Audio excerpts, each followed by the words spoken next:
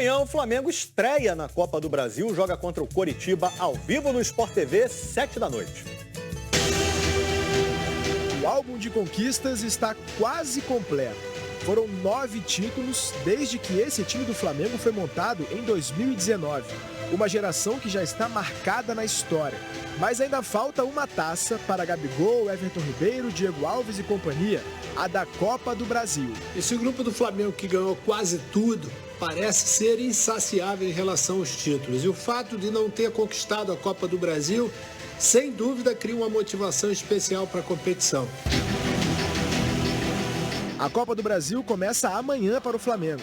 Por estar disputando a Libertadores, a equipe carioca já entra na terceira fase da competição. O adversário é o Coritiba, que está na Série B do Brasileiro. Independente da série que esteja o adversário, é bom tomar cuidado e respeitar.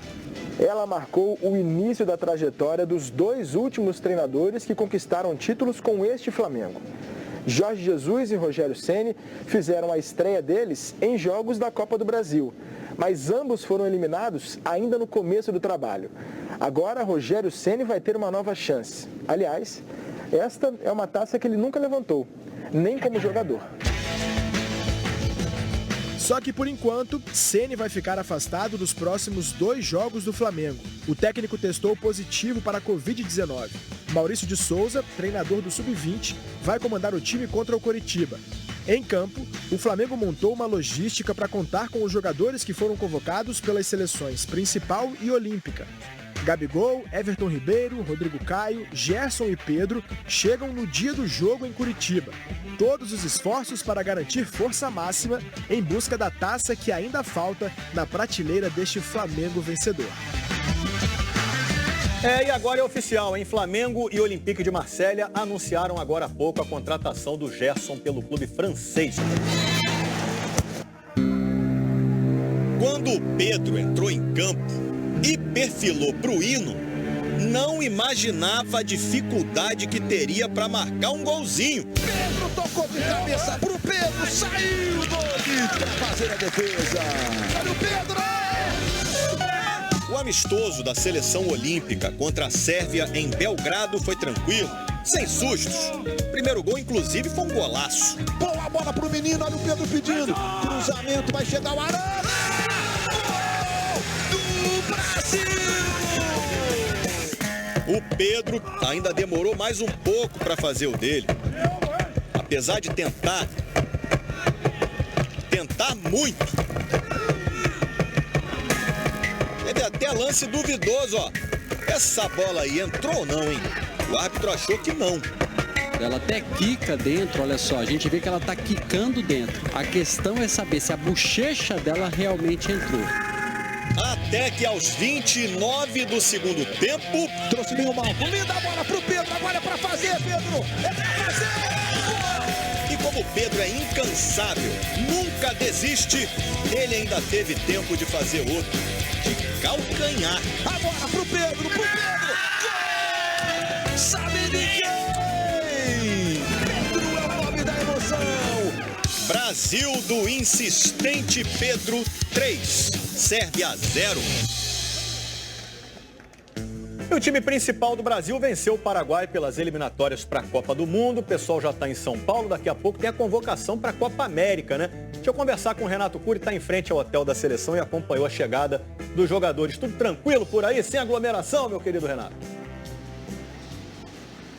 Sem aglomeração, Escobar. Muito boa tarde para você, boa tarde para todo mundo que acompanha a gente. Os jogadores chegaram no aeroporto de Guarulhos por volta das 5h30 da manhã e alguns jogadores já partiram dali mesmo, o próprio técnico Tite. Alguns vieram aqui para esse hotel. O Neymar, por exemplo, chegou aqui por volta de umas 6h20, 6h30 da manhã, passou voando pelo saguão e foi embora. Isso porque nessa quarta-feira, hoje e na quinta-feira, eles estão de folga e aí fica a critério deles a agenda. O Gabriel já não, chegou aqui por volta das 6h30 da manhã, optou por dormir um pouquinho, descansou, acordou e faz uns 10 minutinhos mais ou menos deixou o hotel aqui na capital paulista.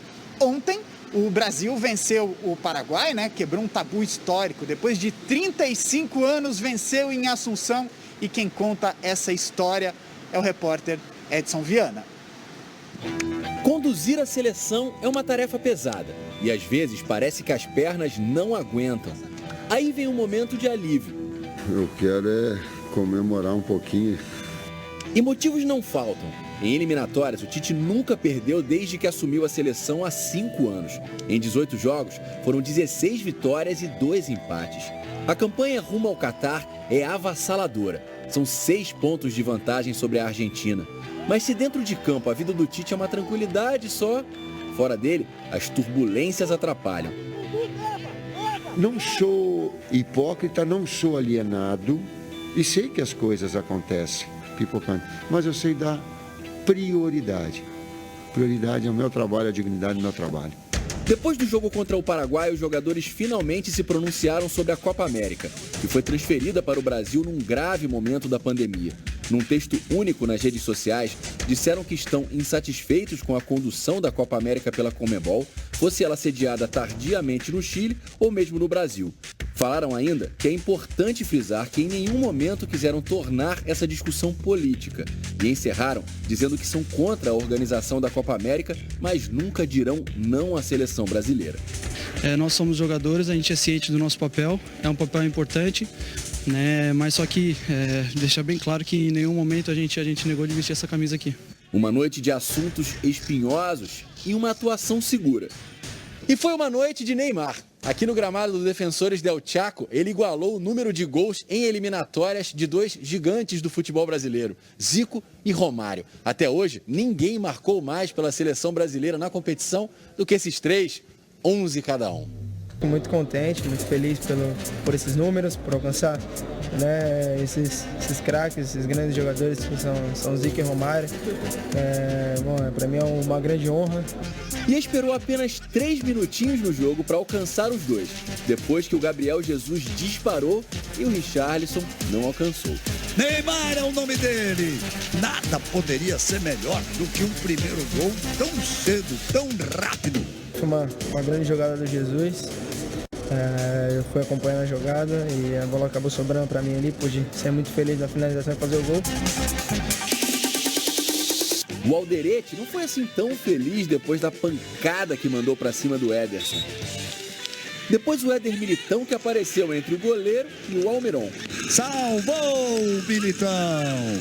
O outro zagueiro brasileiro, Marquinhos, queria aparecer lá no ataque, mas a cabeçada não saiu como ele queria. Essa confesso que fiquei com o gol preso na garganta. Gabriel Jesus, afinado com o Neymar, deu a ele a chance de fazer outro, mas dessa vez o final foi diferente. E mais uma vez, não teve gol do Gabigol, bem que ele tentou. Já nos acréscimos apareceu a outra versão do Neymar. O craque generoso, líder de assistências nas eliminatórias. A quarta foi parar no sortudo e preciso Paquetá. Restando 30 segundos para acabar o jogo. De Neymar para Paquetá, de esquerda. Os dois se cumprimentam. Um belíssimo gol do Brasil. Depois de 4 jogos, enfim, o Brasil voltou a vencer o Paraguai aqui. Conseguimos fazer o nosso jogo, conseguimos impor a nossa força e conseguimos fazer os gols que a gente queria. Se conduzir a seleção é a pesada tarefa do Tite, pelo menos ele tem encontrado muitas pernas habilidosas para ajudar. 35 anos sem vencer o Paraguai lá. 4 jogos, né? Pois é, o Brasil não ganhava lá desde 85. Sexta-feira tem mais Brasil, hein? Ao vivo na tela da Globo, amistoso da seleção feminina contra a Rússia. Atenção, 4 da tarde para você não perder. Grande abraço, até amanhã. Pode subir as letrinhas. Até mais.